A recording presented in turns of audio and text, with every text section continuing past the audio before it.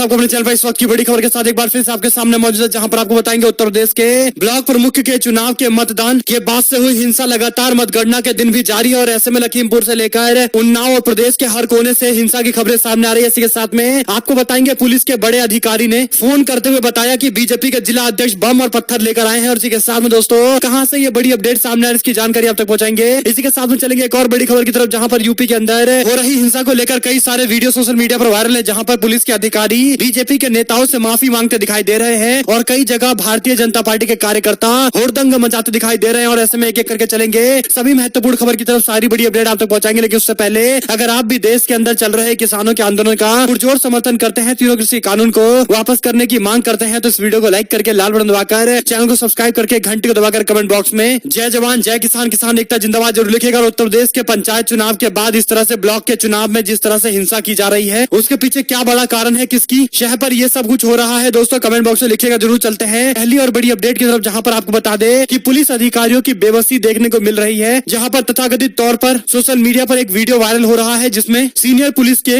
अधिकारी फोन पर किसी से बातचीत कर रहे हैं और इस दौरान बीजेपी के जिला अध्यक्ष और विधायक पत्थर मार रहे हैं और साथ साथ बम वन भी लेकर आए हैं। इस तरह के भी गंभीर आरोप लग रहे हैं। वीडियो में भारतीय जनता पार्टी के नेता विमल भदौड़िया का नाम ले रहे हैं पुलिस के अधिकारी। कुल मिलाकर ये काफी गंभीर मामला सामने आया है। इसी के साथ में आपको बता दें कि ब्लॉक चुनाव में हिंसा का ग्राफ भी बढ़ता जा रहा है और भारतीय जनता पार्टी निर्विरोध ज्यादातर सीटें जीतने की स्थिति में आ रही है। कुल मिलाकर दोस्तों राज्य के अंदर इस तरह की हिंसाएं इस बात के संकेत देती है कि चुनाव पूरी तरह से फ्री और फेयर नहीं है। इस पर आप लोग की क्या कुछ प्रतिक्रिया होगी, कमेंट बॉक्स में लिखिएगा जरूर। चलते हैं एक और बड़ी अपडेट की तरफ, जहां पर आपको बता दें कि मुजफ्फरनगर के अंदर भी ब्लॉक प्रमुख के चुनाव के दौरान हंगामा देखने को मिला। और ये पूरा मामला कुछ इस प्रकार है, जहां पर चुनाव के अंदर धोखाधड़ी के आरोप लगाते हुए लोगों ने जमकर बवाल काटा है। और इस बीच एक और जानकारी की माने तो सीतापुर में बीजेपी कैंडिडेट की गाड़ी से मिला असला, लाठी, डंडा, इटावा में फायरिंग, एसपी को थप्पड़ जड़ने का आरोप भी लगा है। आपको बता दें कि ये खबर सामने आ रही है उत्तर प्रदेश के ब्लॉक प्रमुख के चुनाव में हुई हिंसा को लेकर, जिसमें भारतीय जनता पार्टी के सीतापुर में कैंडिडेट की गाड़ी से असला, लाठी और डंडे मिले हैं, जबकि इटावा के अंदर फायरिंग की गई है। एसपी को थप्पड़ जड़ने का भी आरोप लगा है। वहीं पर अमरोहा के अंदर अखिलेश यादव के नेतृत्व वाली समाजवादी पार्टी और भारतीय जनता पार्टी के कार्यकर्ता आपस में भिड़ गए। कई जगह पर पत्रकारों के साथ भी हिंसा की खबरें सामने आ रही है। आपको बता दें कि दो बड़े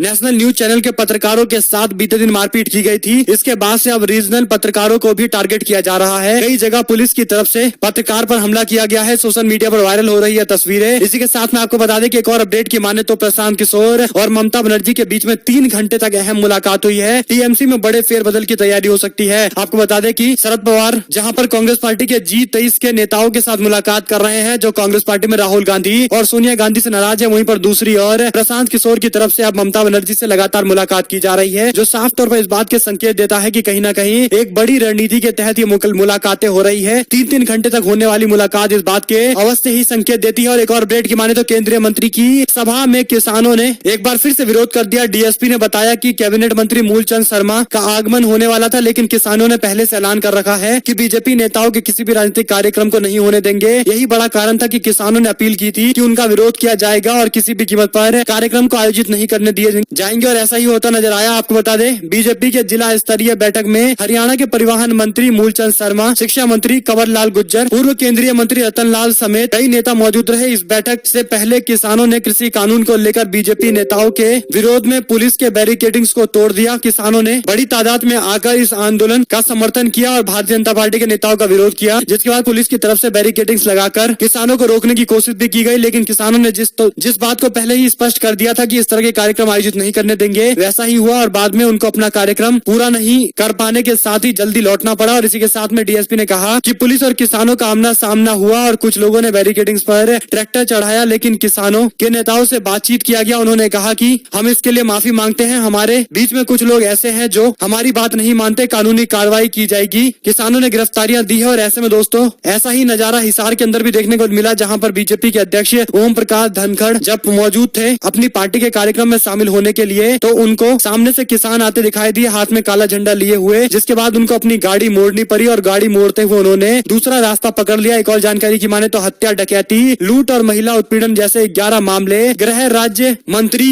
पर लगे हुए हैं और ऐसे गृह राज्य मंत्री को देश को मुबारक। अलका लांबा ने यह सवाल खड़ा किया है। आपको बता दें कि 2019 के लोकसभा चुनाव में उनके द्वारा चुनाव आयोग को दिए गए हलफनामे में बताया गया कि मंत्री जी पर हत्या की कोशिश, डकैती, लूट, महिलाओं की अस्मिता के साथ खिलवाड़ सहित कई सारे और गैर जमानती मामले दर्ज हैं और ऐसे में पश्चिम बंगाल के कूच बिहार लोकसभा सीट से सांसद निशित प्रमाणिक राजवंशी समुदाय से ताल्लुक रखते हैं। निशित प्रमाणिक ने अपने राजनीतिक जीवन की शुरुआत ममता बनर्जी की पार्टी तृणमूल कांग्रेस से की थी। बाद के दिनों में निशित भारतीय जनता पार्टी में शामिल हो गए थे। निशित जब ममता बनर्जी की पार्टी में थे तो उनके आपराधिक मुकदमे को लेकर कई सारे आरोप लगाए जाते थे। बीजेपी के नेता ही उन्हें कटघरे में खड़ा करते थे, बल्कि इस्तीफे की मांग करते थे। लेकिन निशित को न तो भारतीय जनता पार्टी ने केवल सांसद बनाया, बल्कि सांसद बनाने के बाद अब गृह राज्य मंत्री का पद भी दे दिया है। कुल मिलाकर देश के अंदर पावरफुल मिनिस्ट्री थमाया गया है। यानी आप समझ सकते हैं कि इतने सारे आपराधिक मामले लंबित होने के बाद भी उनको इतने बड़े पद से नवाजा गया है। इस पर आप लोग की क्या कुछ प्रतिक्रिया होगी कमेंट बॉक्स में अपनी राय अवश्य लिखिएगा। और एक और अपडेट की माने तो भाजपा के नियमों से तालमेल नहीं बैठने पर तृणमूल कांग्रेस में लौट रहे हैं कुछ नेता। दिलीप घोष ने खुलासा किया है। भारतीय जनता पार्टी की बंगाल इकाई के अध्यक्ष दिलीप घोष ने शुक्रवार को कहा कि विधानसभा चुनाव से पहले तृणमूल कांग्रेस से उनकी पार्टी में आए नेता अब इसलिए छोड़कर वापस लौट रहे हैं क्योंकि वे तालमेल नहीं बैठा पा रहे हैं। इस पर तृणमूल कांग्रेस ने कहा कि घोष को आखिरकार इस बात को समझ में आ जाना चाहिए। घोष ने कहा कि तृणमूल कांग्रेस छोड़कर बीजेपी में आने वाले राजीव बनर्जी और सब्यासाची दत्ता के बयानों को देखते हुए उनके खिलाफ कार्रवाई की जा सकती है। उन्होंने दावा किया कि भाजपा में आने वाले नए नेताओं को पार्टी के नियमों के साथ साथ तालमेल बिठाने में काफी कठिनाई हो रही है। पुराने नेताओं को ऐसी कोई समस्या नहीं है। इधर तृणमूल कांग्रेस के राज्य महासचिव कुणाल घोष ने कहा कि बीजेपी नेतृत्व को चुनाव से पहले दूसरे दलों को कमजोर करने के नतीजे के बारे में सोचना चाहिए था। उन्होंने कहा कि अच्छी बात है कि भाजपा के प्रदेश अध्यक्ष को